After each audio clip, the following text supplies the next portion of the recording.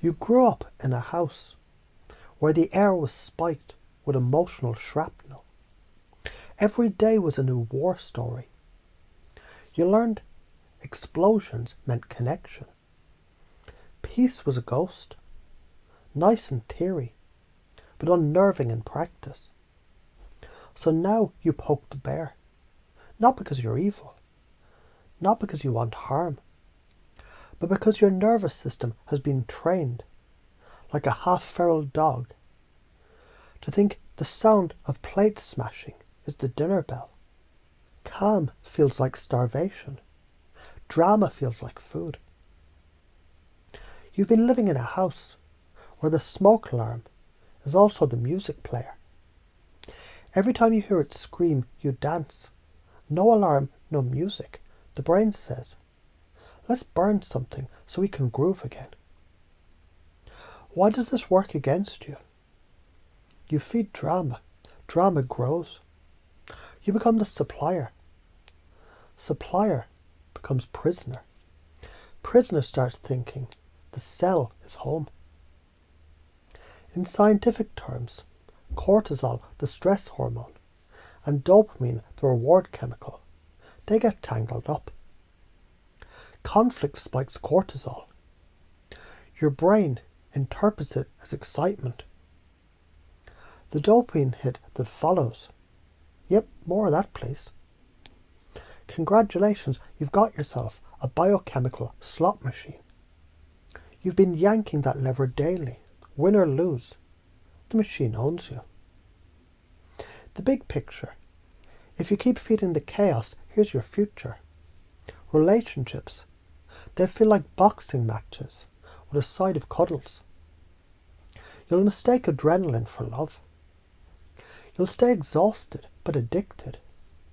One day, you'll meet someone who offers peace, and you'll throw it away because it feels empty. If you break the loop, here's the other path. You learn stillness can be intensely alive. You become magnetic because your energy isn't up for auction. You can actually spot healthy people and keep them. You can stop needing the storm because you've built lightning inside you. The details from now on.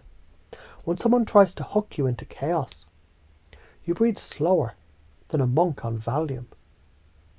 You match only the energy that you want multiplied.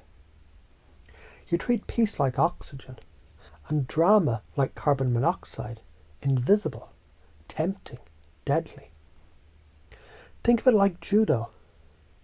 Don't fight the wave, step aside. Let it crash into sand, not you. But without drama, I'll be boring.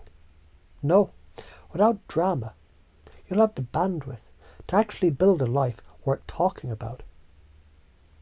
But they'll think I don't care. Real care.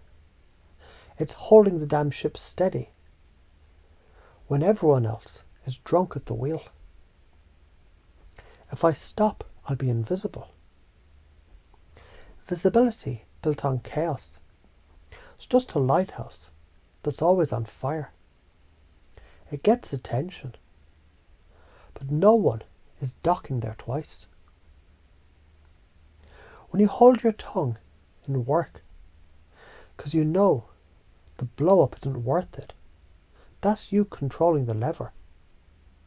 When a friend spirals and you just listen instead of pouring gasoline, that's you breathing peace.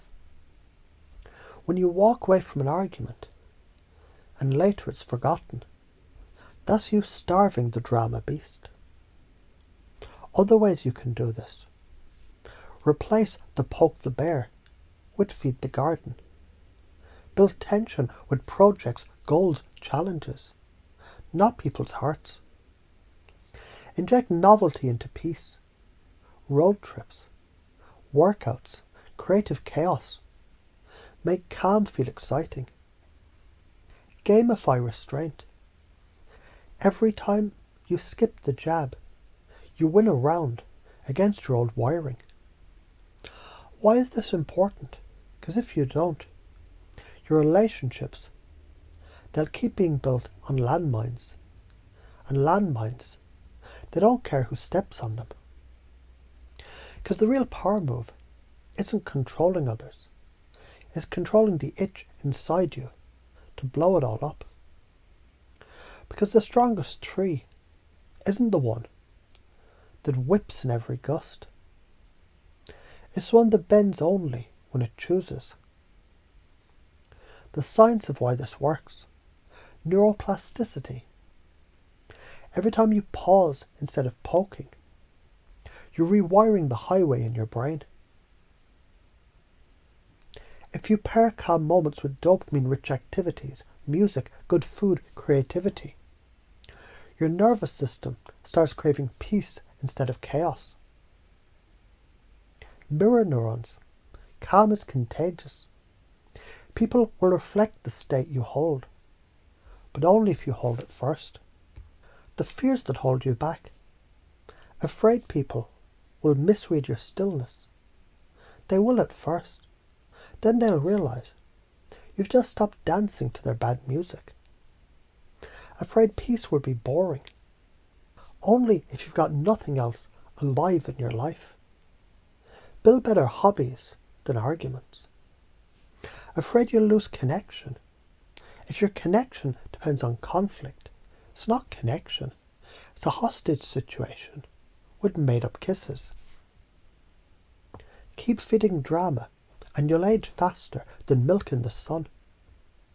You'll mistake exhaustion for passion.